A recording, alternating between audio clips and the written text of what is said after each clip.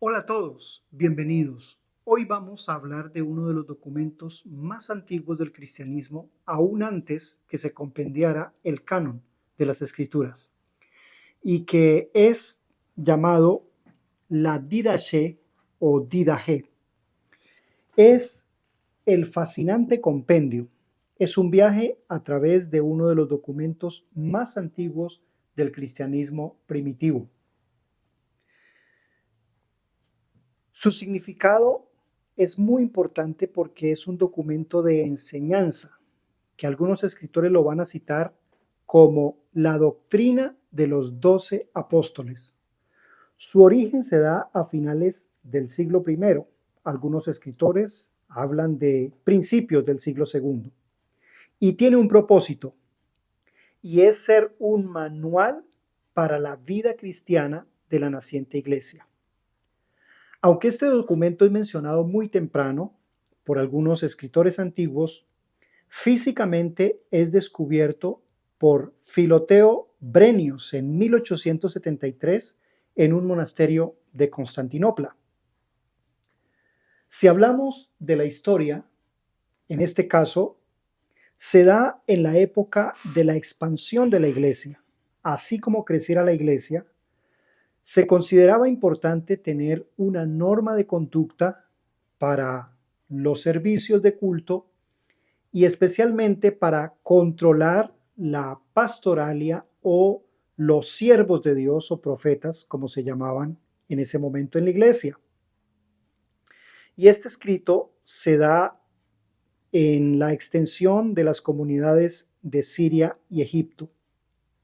Tiene una función pastoral que es guiar a los catecúmenos y nuevos creyentes en su formación. Recordemos que aún no se tiene el compendio de los evangelios y de los libros sagrados, como las cartas de Pablo, sino que solamente se cuenta con la Biblia del Antiguo Testamento, que estaba en posesión únicamente de la comunidad judía. Este es un testimonio de la transición del cristianismo judío al cristianismo gentil. Este documento tiene un valor histórico muy importante porque funciona como un puente histórico que conecta el Nuevo Testamento con los padres apostólicos, o más bien podríamos decir padres posapostólicos. Menciona la vida eclesial porque muestra la vida cristiana antes de la formación completa del canon. Y es un documento único porque es uno de los textos más antiguos de la iglesia que no hacen parte del canon. Entonces surge una pregunta: ¿por qué no fue incluido este documento en el canon? Y hay tres respuestas a esta cuestión. Número uno, la autoría.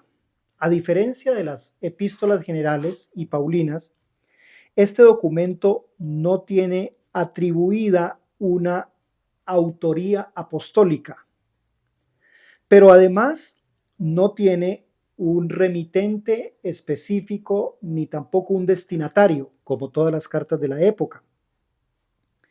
Algunos consideran que tiene un alcance limitado y que su uso es restringido a comunidades locales específicas y no a la iglesia en general.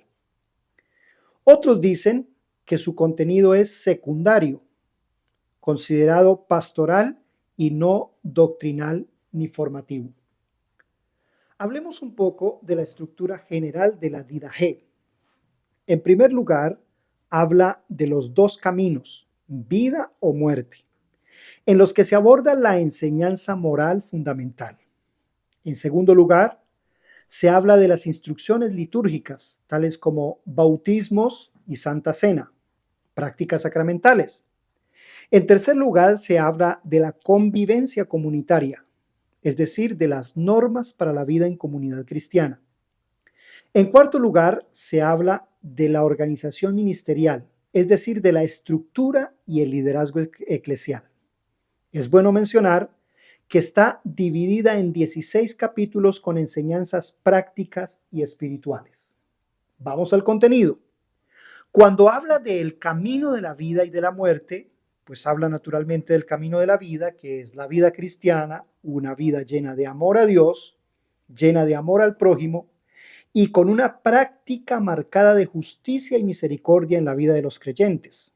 Paralelamente habla del camino de la muerte, que es una vida de los irredentos, que está llena de idolatría, de homicidios, de avaricia y de hipocresía. Esta es una enseñanza moral inspirada en el Sermón del Monte para catequesis básica de los nuevos creyentes. Luego vamos a la sección de instrucciones litúrgicas. Es maravilloso cuando habla de los bautismos. Deben hacerse en el nombre del Padre, del Hijo y del Espíritu Santo. Pero además se recomienda que se haga en agua viva, es decir, corriente. Pero si no hay agua viva, se haga con agua quieta. Y si no hay ninguna de las dos, se haga con agua tibia. Pero si no hay ninguna de las mencionadas, que se tome agua con un recipiente y se derrame 3 veces sobre sobre la persona del bautizando, en el nombre del Padre y del Hijo y del Espíritu Santo. Y que la persona que va a ser bautizada debe ayunar previamente con aquel que lo bautiza, por lo menos un día.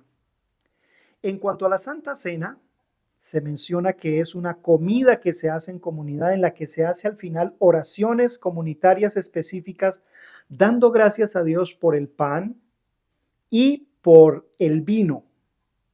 Y también se habla de ayunos y oraciones que deben hacerse los miércoles y los viernes, apartándose de la conducta y la práctica de los hipócritas, que así se llama a los judíos, siguiendo una disciplina común. También se habla de la organización eclesial y algunas exhortaciones finales. Respecto a los ministerios, recuerde que las iglesias en la época no tenían un pastor estable o puesto en la iglesia, sino que había una junta de ancianos a la manera del Sanedrín judío, y que los maestros, llamados también profetas o siervos de Dios o apóstoles, eran itinerantes y había normas para recibirlos. Un día, máximo 2, pero en ningún caso 3. O en algunos casos, si él requería alguna ayuda o necesitaba quedarse por falta de recursos, debía trabajar en medio de la comunidad y suplir sus propios recursos para la supervivencia.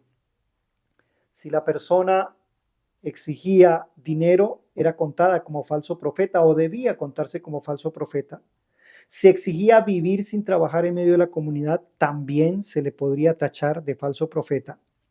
Y hay instrucciones claras sobre obispos y diáconos locales para la comunidad.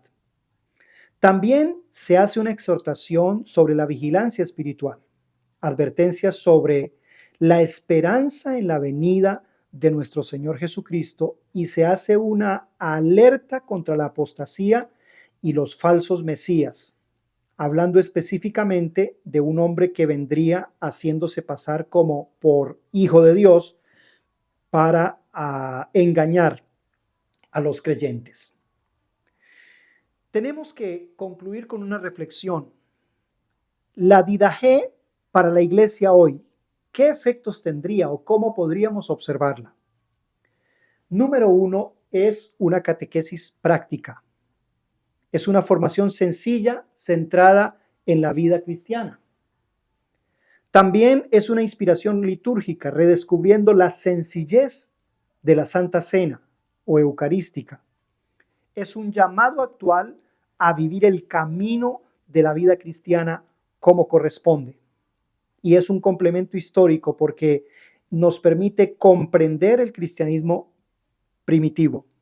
La Didaché sigue siendo un fascinante compendio de la fe que aporta la enseñanza útil para la vida comunitaria actual. Es un honor poder hablar de estos temas e impulsar a todos nuestros amigos a consultar en todos los documentos que están a nuestro alcance, en las redes, en la internet, sobre este fascinante documento llamado la Didache.